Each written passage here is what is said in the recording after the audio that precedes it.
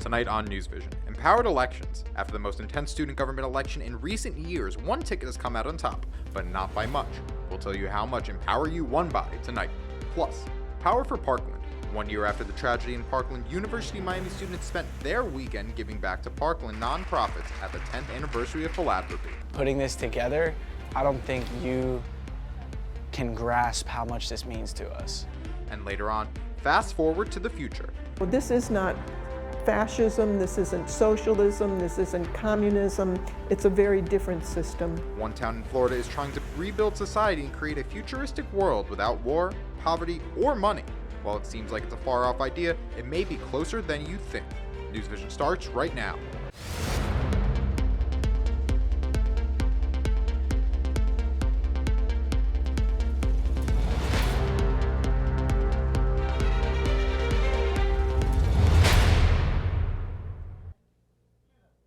We'll have those stories in a moment, but we begin with breaking news. A shooting scare at one South Florida high school. Good evening, I'm Madison Brown. And I'm Rebecca Chung. Let's get right over to UMTV's Brianna Ross. She's been following the breaking details out of Boca Raton. Brianna, what's going on there? Well, good evening, ladies. One person is in custody tonight after a domestic dispute near Boca Raton High School led to a lockdown at the school. Police activity was reported near the school this morning when one person involved in the nearby dispute allegedly ran toward the school. The school was placed on code red shortly after, and several students on social media reported hearing gunshots. One parent tweeted that her daughter ran from the school and was hiding in a nearby apartment building. The Palm Beach County School District confirms that there were no shots fired during the incident, but the person who approached the school is in custody. Parents received a phone call notifying them of the incident, and ensuring that all students are safe. Tonight, it's not clear what charges that person may be facing. Live in the studio for UMTV, I'm Brianna Ross. Ladies, back to you. Brianna, thank you. Tonight, we're also hearing from the student government executive ticket that won last week's race after a contentious election. Empower You was declared the winner on Friday, beating the switch up by just a few percentage points.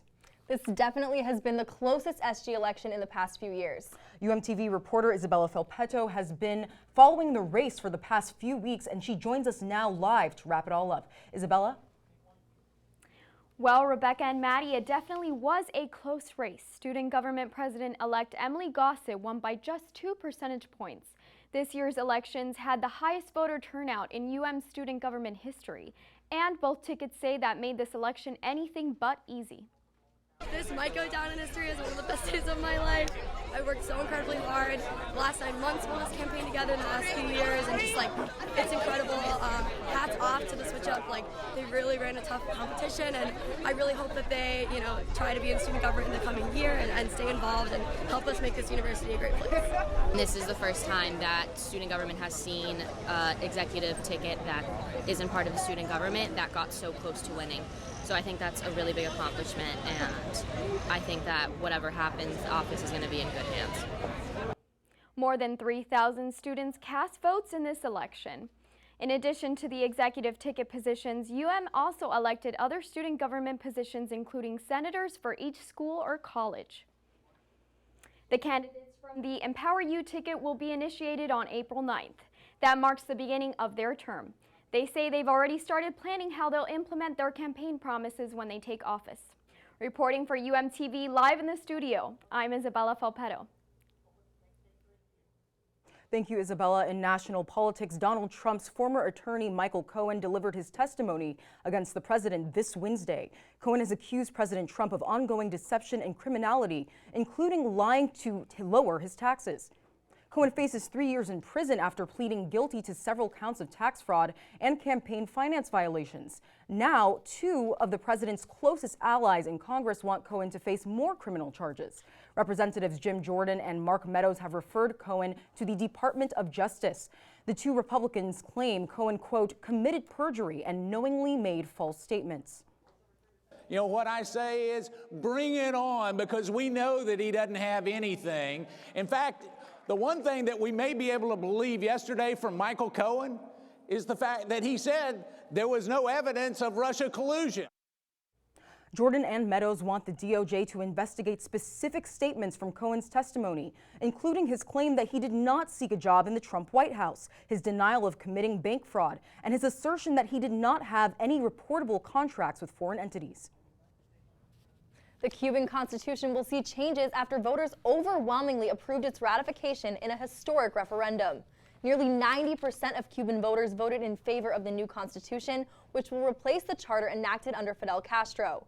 The new document will bring major social and economic changes, including the protection of private property and foreign investment and a 2-term limit on the presidency. And while the new constitution is being celebrated in Cuba, UM is celebrating the founders of the Cuban Heritage Collection on campus. UM honored the 5 founding women of the Cuban Heritage Collection in a ceremony on Monday at Richter Library. The collection includes 100,000 books, documents, maps, and artwork from the Cuban and Cuban American diaspora from colonial times to present day. The collection is used by scholars worldwide and is considered one of the crown jewels of the UM libraries. New changes may soon be made to smokable medical marijuana use in Florida. In the upcoming week, legislators will vote on a bill that allows patients to smoke medical marijuana. The new proposal will allow medical marijuana dispensaries to sell at least 3 one type of pre-rolled, filterless cigarette and other whole flower products. The proposal will also allow patients to buy equipment to smoke cannabis products from retail outlets like smoke shops. Both the House and Senate plans will be open for votes after the annual legislative session on March 5th. The University of Miami Theater Department is in the midst of their first 2 shows of the spring season. One show called Saint Sanitas debuts tonight in the Heck Studio Theater and closes on March 3rd. The other show called School for Lies opened last week and closes on March 2nd. The wacky period piece takes place in the 17th century Paris. It is a comedy based on Moliere's Les Misanthropes with a modern satirical twist. I got a chance to talk with one of the stars of the show, Heather Fish, who plays the role of Eliant. It's more like trying to find ourselves and trying to find who we really want and who we really desire and what we desire for ourselves. And towards the end, we end up, figuring that out. You can see School for Lies tonight at 8 p.m. at the Ring Theater. And that's not the only show happening on campus tonight. If theater's not your forte, how about a piping hot death drop? That's right, Wig Up! UM's annual drag-out event is tonight at the Shalala Student Center. And that's where we find UMTV reporter Tyler Walsh live with the story. Tyler, what's the tea? Just breathe right now. Make sure your inhales are just as long as your exhales. Thanks, guys. I'm here at the Shalala Student Center, where students and teachers are lining up for the 6th annual Drag Out event. The event is hosted by UM Spectrum, which is the on-campus LGBTQ student organization. I'm here with Jesse. Jesse, what are you looking most forward to about tonight? I'm looking forward to some great people and some beautiful dresses putting on a wonderful show. And are you expecting anything larger than life tonight? Oh, absolutely. That's why I came here. Thank you so much. Now, students, teachers, and professionals will be taking the stage tonight in hopes of winning the Drag Out crown. The event is, all proceeds for the event will be going towards a local charity. It's called SunServe, which seeks out to send mental health resources to those in the LGBTQ plus community. Reporting live for UMTV here at the Shalala Student Center, I'm Tyler Walsh. Back to you guys in this. Thanks, Tyler. And while all of that is happening on campus this weekend, one of UM's most popular events happened last weekend, but its impact is still being felt today. We're talking about Philanthropy, an annual event that happened right here in the School of Communication. UMTV reporter Charlie Comparetto was there.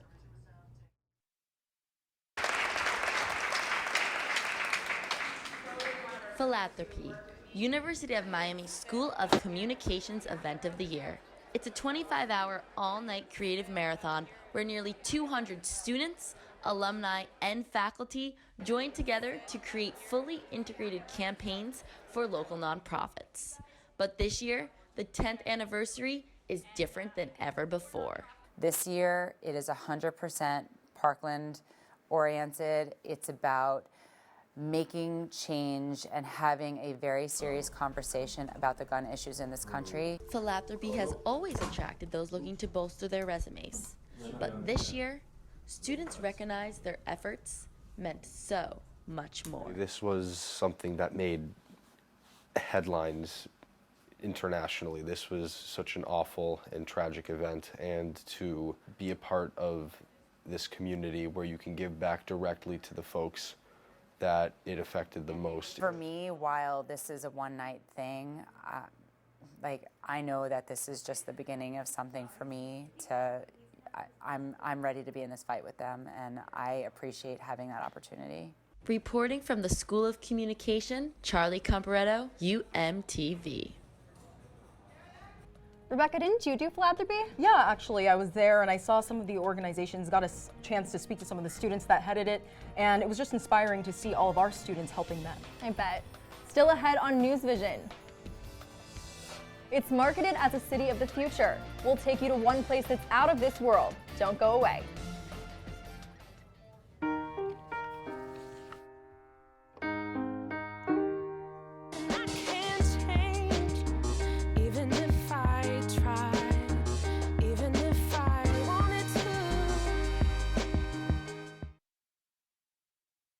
Green hat, red hat, oops.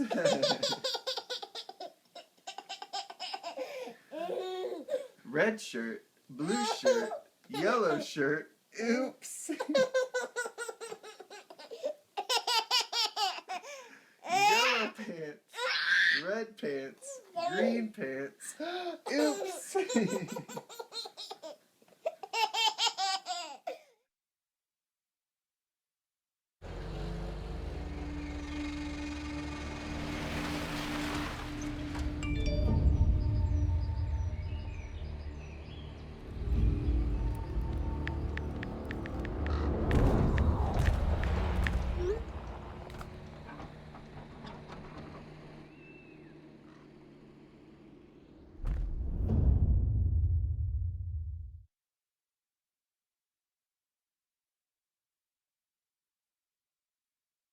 We left these two phones unattended in the wellness center and set up hidden cameras to see what would happen.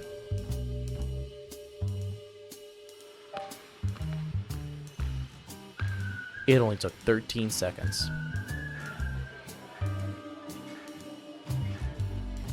If only it were this easy to spot a thief. Remember to lock before you lift.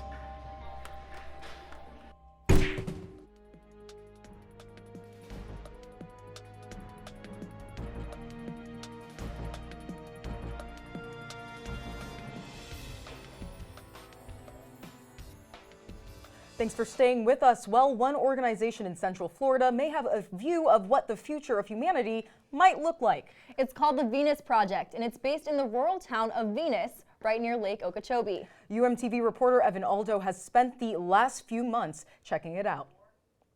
He joins us now live in the studio. So, Evan, what does the city of the future look like? Hi guys. Well, the Venus Project is definitely an organization that is like no other. It has been around for more than 40 years and it proposes a society without money, politicians, police, or even laws. The idea is that all resources will be provided to people using automation and computers. Now, is this even possible? Well, its founders claim that it's technically possible for this society to be created in 10 years if humanity really focuses on it. Out in the small rural town of Venus, Florida, near Lake Okeechobee, you will not expect to find much more than dirt roads and farmland. But one organization in Venus has created a proposal for the future of society. Computer system of the entire city. The Venus Project is a 20-acre area with models and prototypes of future cities that feature circular homes, automated machines, and cities in the sea. Roxanne Meadows is the co-founder, and she's been involved in this project for over 40 years. Her main goal is to eliminate politics, poverty, and war. We really need to declare all Earth's resources as the common heritage of all the world's people. The main goals of the Venus Project? To get rid of all money and start from the ground up, creating a system that has never been tried before, using automation. We need an entirely new direction, and it won't come about within the monetary system. Well, this is not fascism, this isn't socialism, this isn't communism. It's a very different system. Socialism is for the working class, but we're automating. We don't want to put people in factories and have them toil. We want to automate send them back to school so they can participate in things that are more relevant and creative and use their mind. Although most Americans have never heard of the Venus Project, it won an award for sustainable cities at the United Nations, and its late founder, Jacques Fresco, has made media appearances. Thank you very much for this award. Now we'll start with this, and you tell me. I'll try to point it out. Yeah, you can point right at it. Jacques first came up with the idea central to the Venus Project when he lived through the Great Depression. And they were sleeping in every empty lot, millions of Americans. And I looked around, and the stores had everything in the windows, you know, radios in those days, whatever people would need, but they had no money. So then I thought, there's something wrong with our system. Jacques and Roxanne began building the domes by themselves in 1979 and completed them 15 years later. They are made out of concrete to be fireproof and maintenance-free. This, along with their circular shape, makes them resistant to hurricanes and earthquakes. Over the years, the Venus Project has been funded and supported by thousands of volunteers all over the world. We have a video team, we have the marketing team, we have a data-driven team, we have the web development team, we have a land acquisition team. Roxanne gives a tour of the facility every Saturday, and this week Max Gorski came all the way from Russia to see it. Beautiful. It's amazing. I'm a real estate broker, and for me it's very interesting to see some new ideas. Despite the global popularity of the Venus Project, there are still many people who doubt its vision is possible, including former U.S. House Representative Ileana Ros-Lehtinen. You should never underestimate the human capacity for evil. To think that everyone will be good and that everyone will be acting from good instincts. I wish that were possible.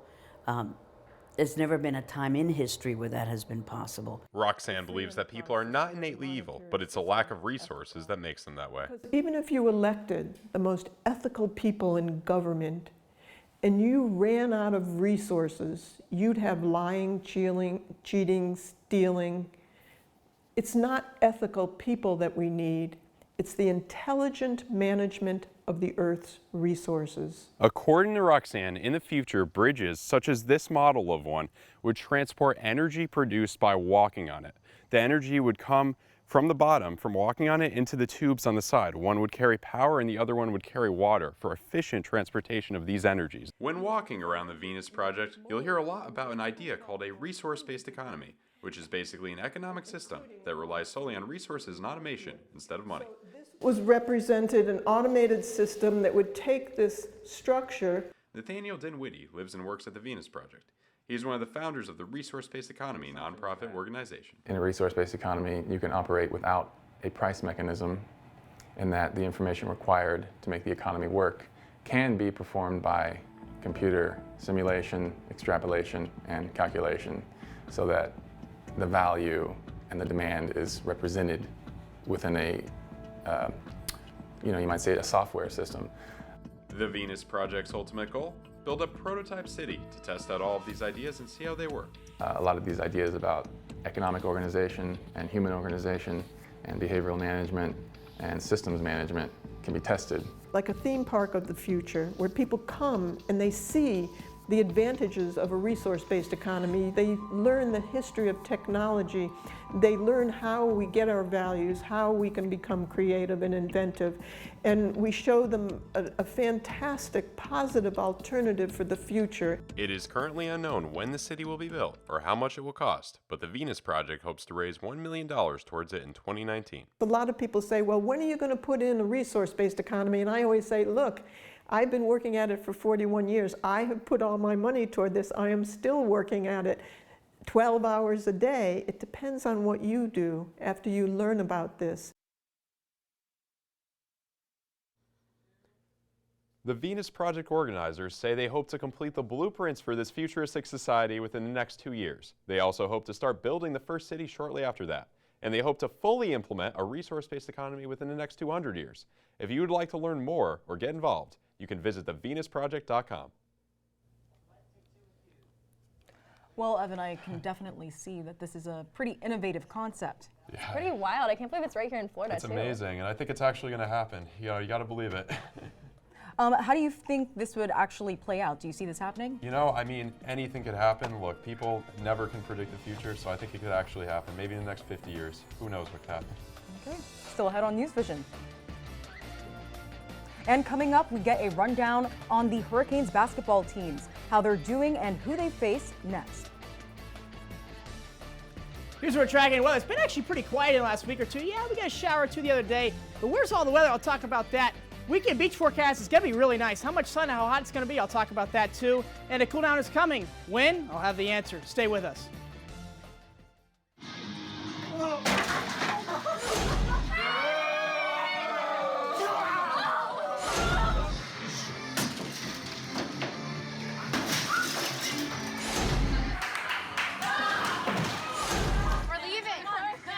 Most party fouls are pretty dumb. But if you decide to drink and drive underage, you could lose your license and your freedom. Underage drinking and driving. The ultimate party foul.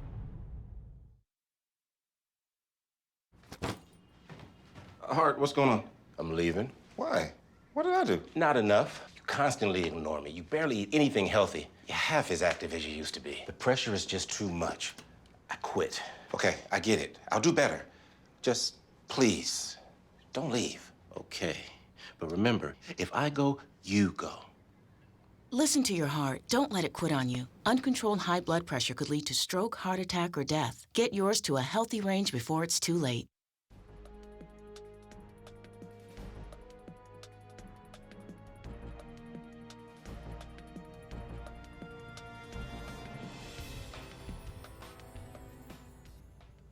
Well, Maddie, it's been actually like pretty humid outside. I don't know what's going on with the weather, It's but been a lot, that's for sure. Well, we definitely have to find out what that is, and here to tell us is UMTV meteorologist Dave Downey with a look at our forecast. Yeah, it really has been a lot more humid than it's been really for this time of year. Late February, it's actually supposed to be low 80s and just beautiful, but it's been more humid. We'll talk about how more hot it's going to get here shortly. Live radar right now. This is all honestly ground clutter. It's been a beautiful day out there today. Take a look at the national radar. Similar story across, honestly, the majority of the country. A little bit different here in the eastern part of the country, the Ohio Valley region. You can kind of see the dividing line. We'll get to that in a second.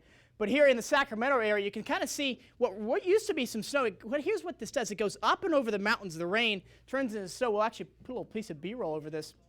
Let's show what they had. They had to dig out of several feet of snow. Yesterday, they got at least 2 feet of snow across most of these areas. As what happened. An atmospheric river came across the Pacific Ocean. You can see that 18-wheeler driving through those treacherous driving conditions. I don't know how people drive through that, but that's just a nightmare out there. Luckily today, it was dry and quiet out there. Take a look at the main weather system working its way across country right now. You can kind of see this Ohio River is right there, the dividing line between the snow and the rain. That's really it across most of the country right now. National temperatures are out there. We can really see the jet stream really dipping all the way down into Texas, moving to the east, 34 in Columbus, 41 in Washington. Look at this big temperature gradient under 400 miles, 37 in Memphis and 67 in Baton Rouge. That is actually pretty crazy for this time of year. Both of the high and low were both 4 degrees off the average, 83, 79, and then 60, 68, 64. So definitely warmer out there today than what we're used to seeing for this time of year on February 28th. Tonight's forecast, we'll call it 69. Beautiful night out there. It is going to be muggy. Humidity ain't going anywhere. Light and variable winds probably out of the east, under 5 miles per hour.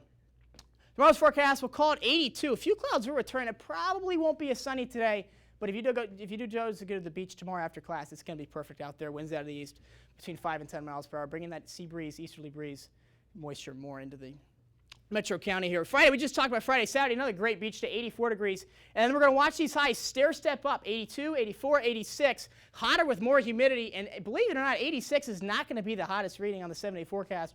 We'll get to in a second. So definitely keep that sunblock if you do choose to go to the beach, and definitely take a lot of water because you're going to be sweating a lot this weekend. Futurecast, here's that low pressure system associated with this system. It's going to move off to the east. Not quite a nor'easter, although it will bring some precipitation to the northeastern, Boston metro area, and also Rhode Island, of course, and Connecticut. Also some lake effect snow near Lake Ontario. But here's the main feature going to work. It's a low pressure system going to develop down here in the Gulf region. It's going to move up to the northeast. This will actually be considered a nor'easter because of the low pressure track. Now, Boston's going to be close depending on how much difficulty they get in terms of travel out of this, because that rain snow line is going to be right on the line. Maine's going to get all snow out of this. What does this mean for us? A cold front is going to be draping down here across. This is the next best rain chance on Tuesday evening. You can see the model picking it up right here across South Florida. This is 6:45 on Tuesday, as you can see.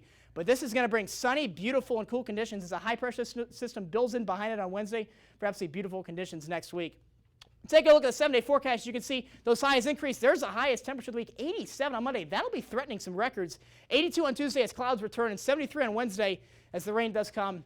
It'll be beautiful next Thursday with lows in the upper 50s and highs in the mid-70s. Grace, what do we got in sports?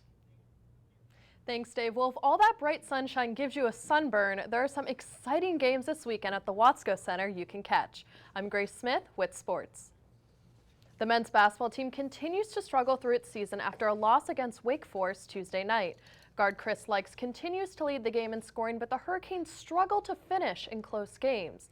Last time the team closed out a close game was against Clemson with a buzzer beater earlier this month. Their next game is Saturday against Duke.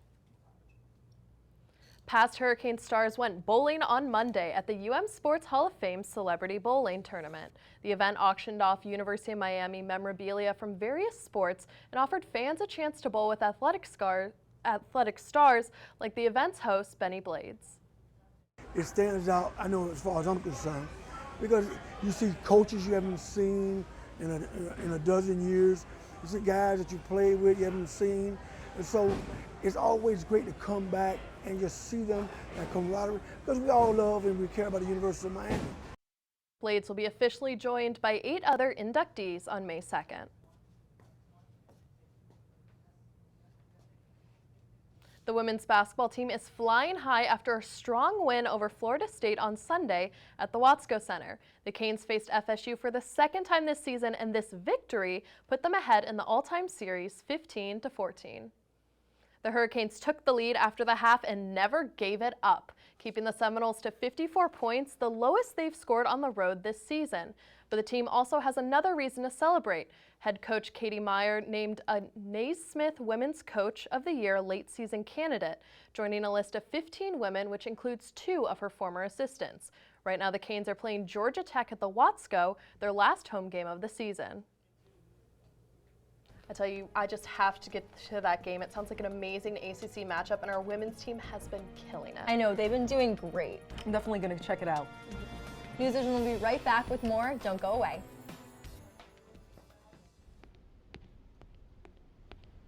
There. Can I tell you a cat joke? Just kidding. Why did the girl ask the mushroom to dance? Because he was a fun guy. What do you call a pig that knows karate? Pork chop. Why was the basketball court all wet? Why? Because the players kept dribbling all over it. Can I tell you another one? So how does a tissue dance? Put a little boogie on it. What's Beethoven's favorite fruit? Banana. What is a boxer's favorite drink? Fruit punch.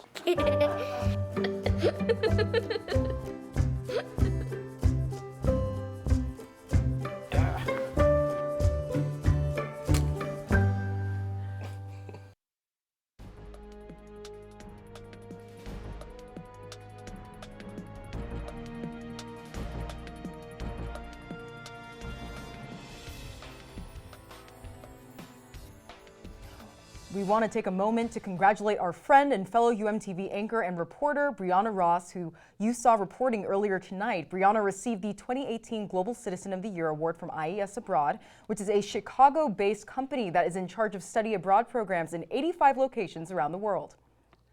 Brianna is the first UM student to receive this honor, and she won for her outstanding ability to describe her experiences while studying abroad in Cape Town, South Africa. Congratulations, Brianna. We are all so very proud of you.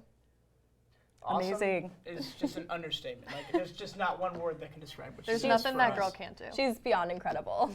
Absolutely. Well, that's all we have for this episode of NewsVision. Thanks for joining us. We'll be back next week with an all-new episode. We hope to see you then. But first, we leave you with a look at some of NewsVision's newest fans, which we saw outside the studio this afternoon. Look at those ducks. They're so adorable, cute. just huddling up under mama. Cannot get enough of them. Can we get one on the desk? Be an amazing Maybe coworker. next week. Good night.